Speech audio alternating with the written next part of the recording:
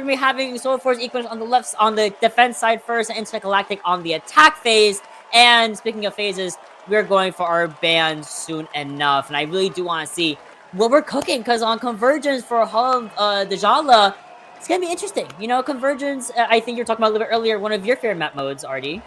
Yeah, and Hall of Jalia is one of the honestly, it's one of the harder maps to get a grip on when you're talking about that first point.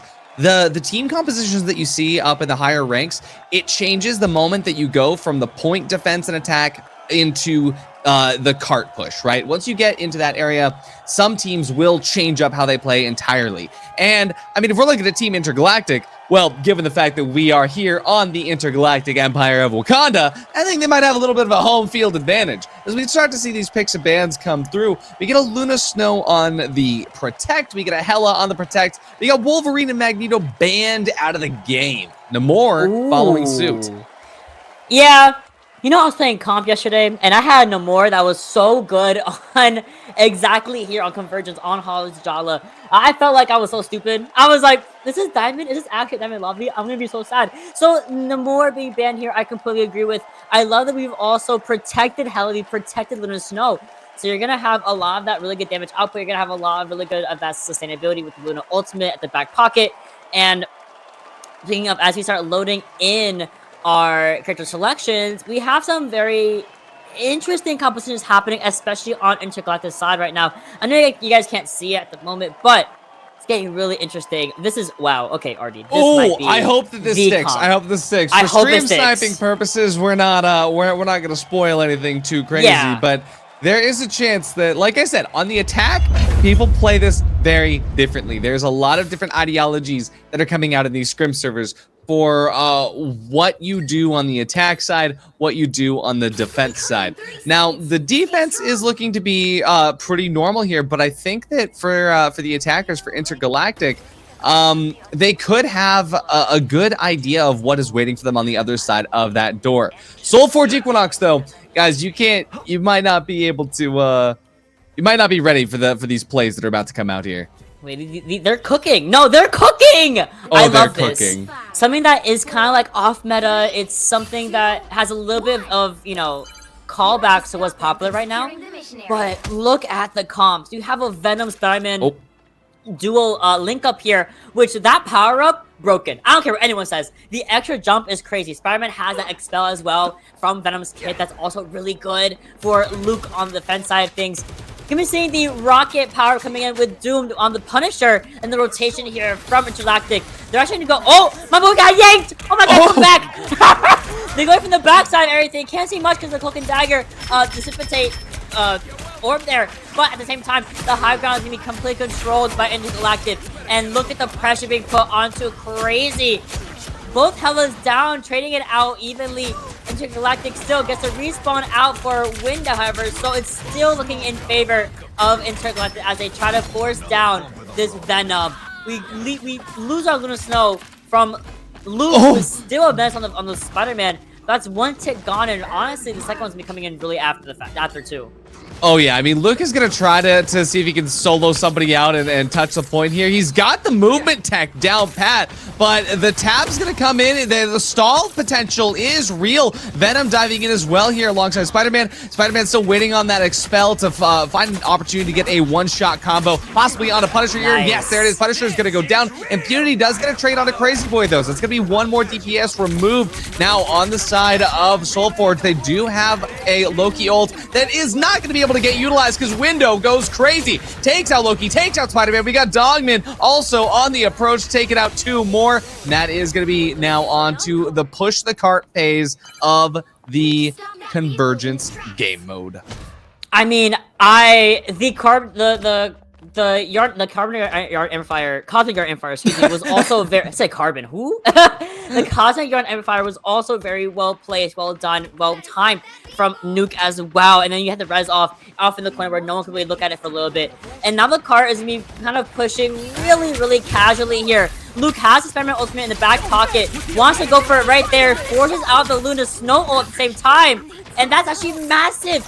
At the same, and eventually you have an option for clean. This is what I'm talking about. that power-up, the dual power-up of Venom, makes Spider-Man so much more annoying as a character.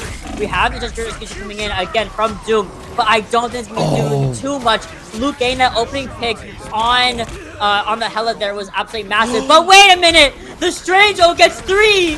All we need is just 2 more on the point, that being Venom and the other Vanguard here. We have 3 extra on the point. It gets yanked away from the fight, but goes right back in. The pushback is amazing. Sorry, that Eye of Agamotto was clutch. That was perfect time from Intergalactic. I mean, it looked like Soulforge actually had the perfect opportunity to stall them out, but just a well-placed Strange is all you need to just shut everything out down. Window actually gets a huge pick on Extonics. We're going to be seeing Crazy Boy, unfortunately not able to utilize his ultimate. He gets shut out by Doomed. And on the back side of this here, we still have not had a good opportunity to utilize the Loki ult here. Possibly right now, can we find an opportunity to get a support ult online? No, we cannot. As Altair Zone is unable to make progress. Loviendo as well goes out. The defense, they are just getting pushed through by Intergalactic. And again, with a competition that's kind of, it's not what you would expect. It's actually at this high level, and it's putting a bit of a wrench on everyone's backside a little bit here. We have the Rocket who is able to stabilize both Doom and Windows so effectively with that infinite ammo, especially on Bucky of all characters. He only has a couple of shots. Giving him infinite ammo is so good. Big wall comes through, kind of separating both teams here for a second. Luke does get 2, 1 coupled with the ultimate, and the pushback is finally there, especially when you have Loviendo coming in with that Punisher extra, ultimate damage coming through here. Oh, meanwhile, live? Wait, I got bamboozled.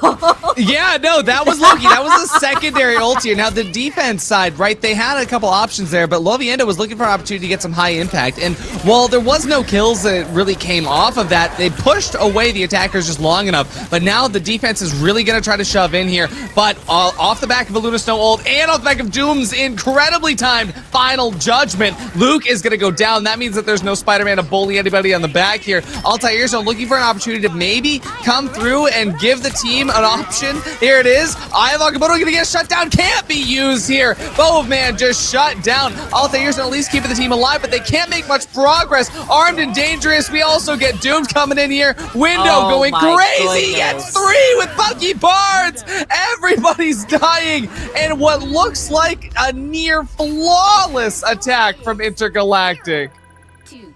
3 minutes in the time bank given to Intergalactic. So for Equinox has to up the game here. I don't even know. I'm only a diamond. I don't know what to do. This would have folded me. Like, I don't know what to tell you. But in all seriousness, I do like the Groot. I do like the Strange. I'm not entirely sure about the Spider-Man and the Venom. It was cute. It had a couple of good openings, and sometimes it worked out, sometimes it didn't. So I'm glad that we're seeing a couple of swaps here, looking like they're opting to go for the triple support and the double tank here. So it's all up to Crazy Boy to play with Luke, to play that duo easily and get the kills needed, right? So 2 tanks on the board here, 3 supports, 2 of them with really good sustained ultimates, and the other with a really good offensive ultimate for Doom to really play with. Yeah, I mean, seriously, I thought that, Luke was kind of cooking on Spider-Man, but like you said, it provided opportunities, but there was nowhere to play off of. So you're changing things up. It's kind of rare that you see a DPS go out of that support, but I think triple support is going to be huge on this attack side. We look at what Intergalactic possibly has cooking for us as well.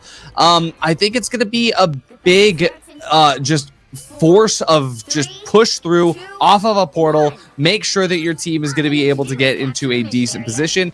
Oh, I love this as well. The defense, they're just sniping, just watching the Eye of Agamotto. Now that will be it's a use of the portal that does cost some stuff here, but they're going to try to counter the portal. The portal's going to come through the backside with Bow of Man, but they're going to get dove on. Now it's looking like a Scooby-Doo fight where everybody's turning out the doors, running into different doors on each other, and it's a lot of chaos happening on the upper platform here as we get started off. Crazy Boy almost goes down, but he's going to be able to sustain through it. Bow of Man now looking through the counter portal, seeing where this fight could come from. I don't even know where this fight is coming from. The defenders now coming out of that portal. portal to try and just get into the attack. And look at this, Soulforger making progress. They got the point already halfway done. Bow of Man trying to stay alive here. He's going to have to dive away, try to keep the supports online. But as Crazy Boy dives in, he gets a lot of impact taken out of Impunity. Nuke going to be able to get a trade out onto a support player here. The attackers slowly losing a little bit of force here. That's actually Intergalactic that has to try to come back onto this point. But if Dogman can't hold on for very long, then that could get shut out. As Altair Zone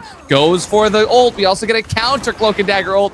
Both teams just using everything they have to stay on the point right now, but it is just 1 millisecond away from Soulforge taking it. But Dogman goes to the Eye of Agamotto. He gets frozen out. Fidel, Nook, and Impunity, they capitalize off that Eye of Agamotto. 3 go down. This was a close fight, but in the end, Intergalactic, they just had that sustain. Yo, you said I don't know what's going on. Girl, me neither. Like, I was just spectating that fight. Thank God you were talking about it, because I was like, I didn't know who was going to win that fight out. We saw the covering your fire come through, and from Nuke, we also saw the double cloak. Doom still sticking onto the Scarlet Witch. Hello, sorry, excuse me. The Black Widow. Rez on top of the high ground there, so they have a little bit of a back pocket to play with, but the attack phase, so that fight lasted so long that they've lost so much time. So they're going through this big rotation around the hallway where the high ground is. Not because sustain coming in from the side of Soulforge Equinox. Here, of course, is that what I was talking about earlier. Is it going to be enough to find a kill? It's going to be negated by the group wall. We've lost our Rocket. We've lost Punisher at the same time. Intergalactic bringing it right back. But Agamotto does find Fidel the same, does find Fidel kind of all by their lonesome on the objective by themselves here, and they're still pushing in regardless. It's just the magic and just a Venom on the point, putting a lot of pressure on Bow of Man, and that pressure is going to be seen with Nuke getting the final shots needed to secure this attack. Nuke playing Rocket as a DPS here. I mean, I was so curious at first playing Magic and playing as Black Widow here. Like, how are you going to get those cleanups when you get people low and they have a support player nearby? But you have a DPS Rocket in your back pocket, and that's how you end up making it work. I have not seen a strategy like this at all, but there's a reason Intergalactic is up here, one above all for all 6 players. I mean, these are some of the top players in the world right now. We'd also see Black Widow getting a perfect angle here, trying to snipe out the back line, getting healed up by Rocket Raccoon. Amplifier going to be coming up on the defenders as well as the defenders. Once again, they are just pushing in the back line. They are preventing the attackers from maintaining progress because the attackers, if they push up, they just have someone behind them at all points of the fight. Magic getting inside and involved in the fight on all sides makes it even harder. We do have a huge ult coming out from Punisher's Crazy Boy, but he's not going to be able to make much of it as he gets taken out by the Black Widow. Just as well, both man, he's looking for an opportunity to get in and keep the team alive, but as both Cloak and Dagger just go out onto the field at the same time, it is a tickle fight happening, and it is really in favor of Intergalactic right now. As much as Soulforge is trying to stay on the point right now, the sustain is just a little bit higher on the side of Intergalactic, and as we get a little bit more damage coming through, Window gets a pick onto the supports, and as the support goes down for the side of Soulforge, it is going to just be time after time again where these picks are coming through, and there's nothing that they can do about it. As much as they try to keep that attack going, there is not much you can do against Intergalactic as they hold off the point, and Soulforge so close on that progress, but they weren't able to complete it. They just weren't. And again, so close. We've seen that initial push, but small things like the res that we were able to find from Intergalactic, making them come back into the fight stronger than when we started it. The multiple strange portals that was also happening was very much keeping me like on my toes. I was like, oh my god, where's the fight happening? Where are we going? The back, you know, the I keep calling it Scarlet Witch, but it's not Scarlet Witch, it's Black Widow. The Black Widow in the back line, getting pumped heals by their Rocket, being able to find some sort of lot of pressure against the backline of the Luna Snow and the Cloak and Dagger. Doom so solid on that character, just to put a lot of added pressure onto the attackers, just from a really good angle. You know, it's small things like that that really gave Intergalactic the advantage.